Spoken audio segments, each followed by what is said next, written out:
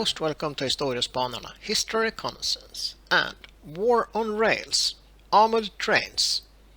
Join us down the tracks and watch these rolling fortresses with their strange appearances and ad hoc armament, evolving from flat cars with logs and sandbags to steel wonders bristling with machine guns and heavy ordnance.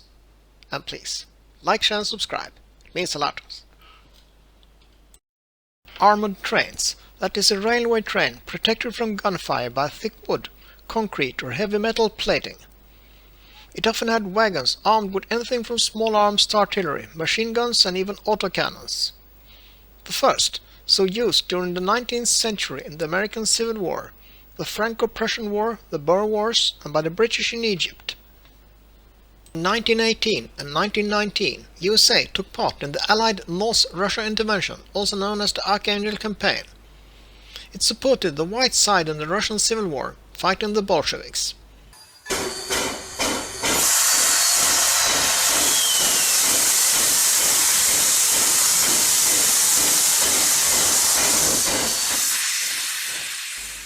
"5,000 personnel from the US Army was part of this campaign.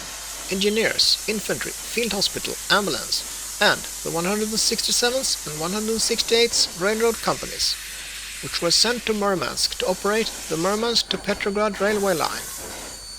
In 1919, they operated 25 locomotives with 25 crews. In 1 week alone, they operated 97 trains with 1,600 cars and 1 armored train.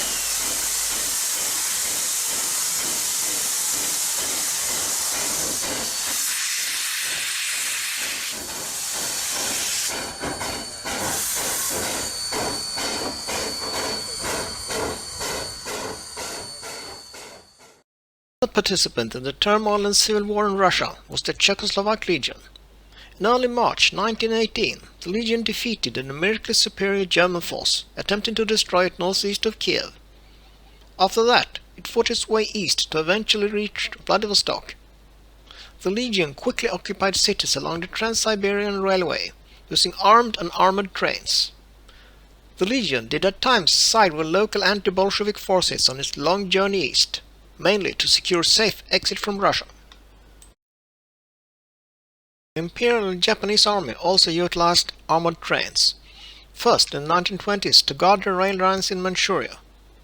In the Second Sino-Japanese War, 1937-45, the armored trains used by Japan were typically composed of several cars, each serving a specific purpose. These trains were heavily armored to withstand small arms fire and some types of artillery shells. They were equipped with various weapons, including machine guns, anti-aircraft guns, and even light artillery pieces. The Type 94 armored train, built in 1934, was used by the Imperial Japanese Army. It originally consisted of 8 cars. For armament, it had 4 anti-aircraft guns, 2 Type 14 and 2 Type 88.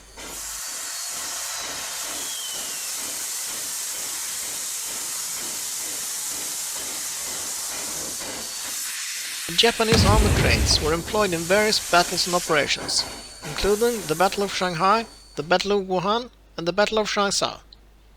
Later in the war, the Chinese resistance, coupled with increasing involvement of other Allied forces, put pressure on the Japanese military, and its ability to sustain and maintain armored trains became increasingly difficult.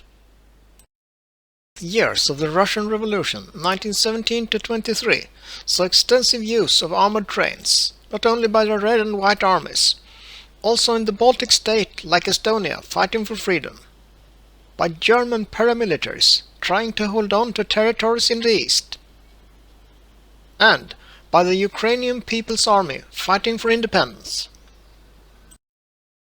In 1931, Poland had modernized its fleet of World War I-era armored trains. The trains were classified as either light or heavy. Light trains had 2 artillery and 1 infantry wagon, and 2 to 4 75mm guns, 8 to 16 heavy machine guns, and 2 anti-aircraft heavy machine guns. Heavy trains had a better engine, 100mm guns in addition to the 75mm pieces, and gun turrets for the heavy machine guns. The trains were also accompanied by several light tanks or tankettes. Each train had its own supply train that contained living quarters, kitchen, workshop and supplies. Together, a train had a crew of 8 officers, 59 warrant officers and 124 regular infantrymen.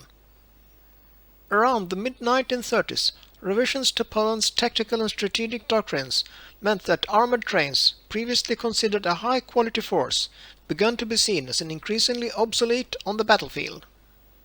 On the 1st of September 1939, at dawn, the Germans crossed into our territory. German Air Force and regular army unexpectedly invaded Polish territory without a declaration of hostilities. 16 armored trains fought with the Polish army in the September 1939 campaign against the German invading forces. By the end of September, all were destroyed, although the majority by their own crews when they ran out of munitions and could no longer retreat. About 90 times these trains clashed with German units. In several encounters, like the Battle of Mokra and the defense of Silesia, they made important contributions. The Polish armored trains were responsible for destroying dozens of German armored vehicles, including tanks, and inflicting substantial infantry casualties. And although portrayed in German propaganda as of no significance, it made strategists think twice, and in the war that followed with the Soviet Union, this type of train was by no means obsolete. German trains were designed to provide mobile firepower and support for ground operations. They consisted of heavily armored locomotives and rail cars equipped with various weapons. They typically carried a combination of weapons, including 75mm or 105mm artillery guns and numerous machine guns.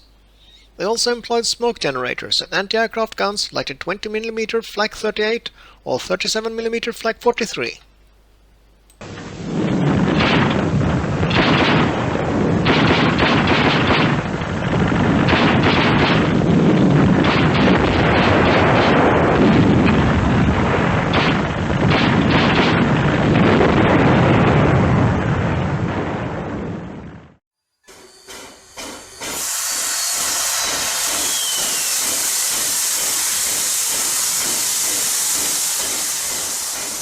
In the beginning of the war, Soviet armored trains frequently had to cover the withdrawal of the Red Army. Many trains were lost when the enemy managed to sever the railway lines. The trains, then destroyed by its own crew, were seized by the Germans and used in their anti-partisan drives. In the years 1941-42, the USSR lost 63 armored trains. Still, more were produced, like this one, rolling out of a Moscow roundhouse. When the Red Army trains were no longer sacrificed to buy time, they were used as a backup for the advancing troops. During 1943, just 2 armored trains were lost, and in 1944-45 there were no losses at all.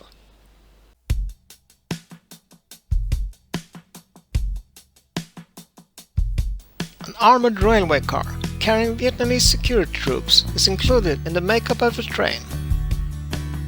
Armed with rifles and machine guns, these forces would provide fire support in the event of a Viet Cong attack. Advisory personnel from the U.S. Transportation Corps is at hand to coordinate the operation, and radio contact is maintained with railroad dispatchers and Allied military units in the region. Sometimes the speed of the train is very slow due to enemy action and ambushes.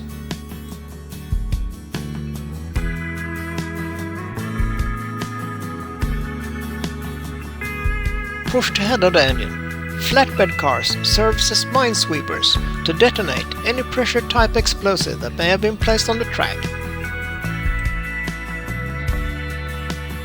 Before we come to the end of the line, some bonus images.